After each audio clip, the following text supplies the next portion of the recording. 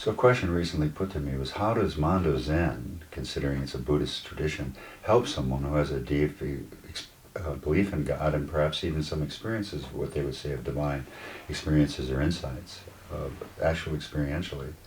And I've struggled with this for a long time because I was a Roman Catholic and I didn't have this experience, right? So I sought it, and this is why I went to the yogic tradition, the Buddhist traditions, the psychedelic traditions, and tried all these methods to come to that realization or understanding.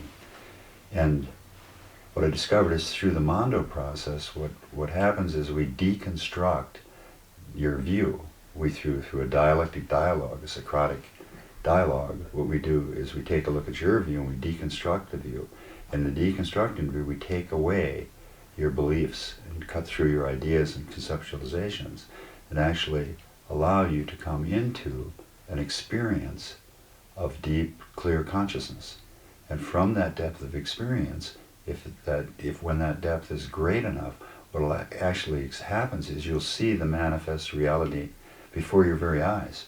You'll come into a divine moment of realization of God as manifest formality.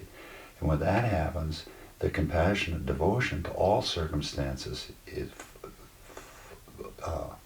enhanced, right? And that subtle feeling of unconditional love, that realization that divinity is right here, God is right here with us, right?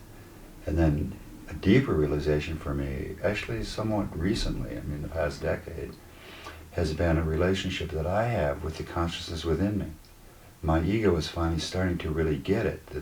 I say, my ego is a figment of divine imagination. The self-references is temporary, but there is a consciousness within me which is not, right? It's the consciousness. So the relationship, and during meditation sometimes, I'll have that depth of insight, and actually tears will come. And there's a devotional aspect of the divine within me. And it's so humbling and so delicious, right? At first I thought used to think it was some kind of a narcissistic projection or something. I was splitting off part of myself. But that's not the case. So through the Mondo deconstruction process, and taking it apart, we come to that experience. And then we claim that experience and we articulate that experience. So it enhances directly through experiential knowing and then rearticulation and definition to develop that relationship in a true and meaningful way. So the kingdom of heaven is always within me. Christos is a state of consciousness. God is right here. It's all sacred. And we're always in this sacred dance with the divine. We are the divine manifest temporarily as individual sentiences in an interrelated field. And so, yes. So what I use the terminology, God, for me now, it doesn't matter what the terms are. I'm no longer at war with the theists, no longer with the Christians or the Muslims. Right? Everyone is in their own way attempting to come to the same depth of realization.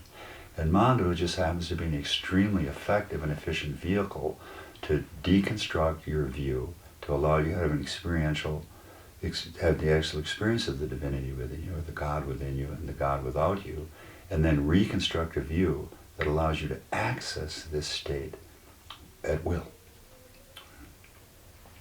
So that would be, that's my experience of God.